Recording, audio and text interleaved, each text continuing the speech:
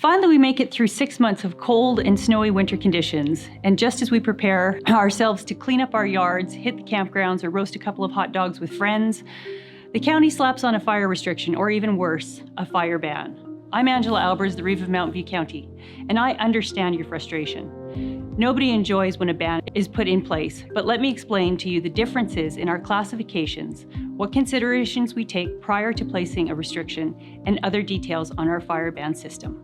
First, it's important to note that Mountain View County only has jurisdiction over the area of the county that is outside of the forest protection area. That means that if you live in the county west of Range Road 54 and south of Township Road 310, or if you live west of Range Road 60 and north of Township Road 312, the province of Alberta manages your fire risk.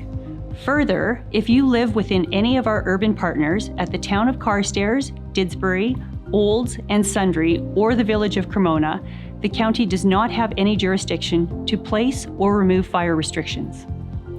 Now, within our jurisdiction, Mountain View County has two different classifications, either a fire ban or a fire restriction. Typically, the first escalation is to a fire restriction.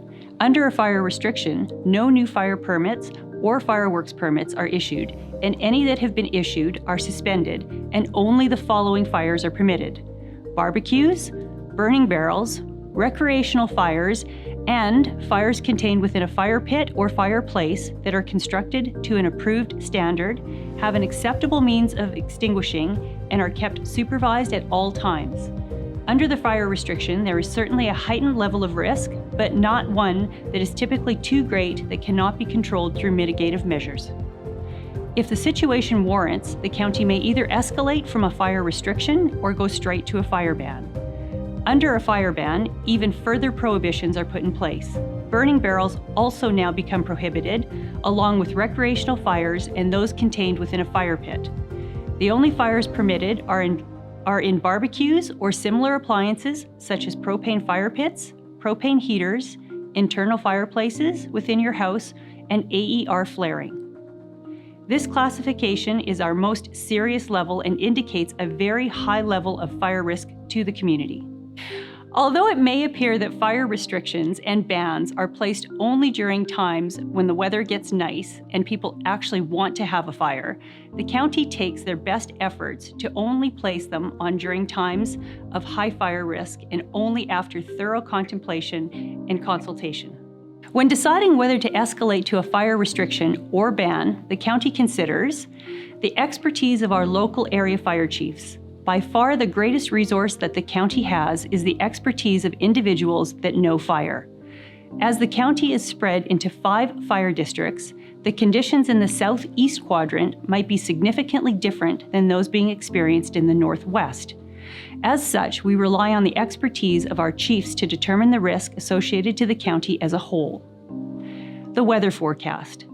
Likely, the same as you do, we closely watch the short and long-range forecasts to determine what moisture, and sometimes just as important, how much wind we should be expecting. The Fine Fuel Moisture Code. This shows us the moisture content of fuel such as grass, debris, and other ignition sources, and is a great indicator of how flammable these sources currently are.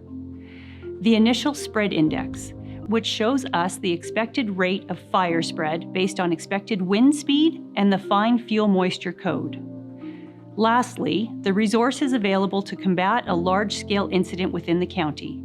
We fully recognize that our local fire departments are operated due to the hard work and dedication of local volunteers, and greatly appreciate and respect the work from these members. As such, we always have to keep in mind the availability of these resources and the amount of incidents that they have to respond to. A busy season of fire responses inevitably puts a strain on the resources that we have available. Further, and quite often, the county is requested to provide assistance in other responses across the province. This may mean that some apparatus and firefighters are deployed to another jurisdiction. Although we attempt to help out whenever possible, our number one priority will always remain in the county. Here at Mountain View County, we fully understand that fire restrictions impact your ability to enjoy the short summer season. We also respect that the vast majority of our landowners understand the value that fire restrictions bring to the overall safety of our community. While you may not feel that your planned burn will cause much risk, and perhaps you have taken enhanced mitigative measures, your compliance to the restrictions in place are crucial to the success of the program by minimizing the deployment of unnecessary resources and by setting a good example for those throughout the community as well as those visiting us.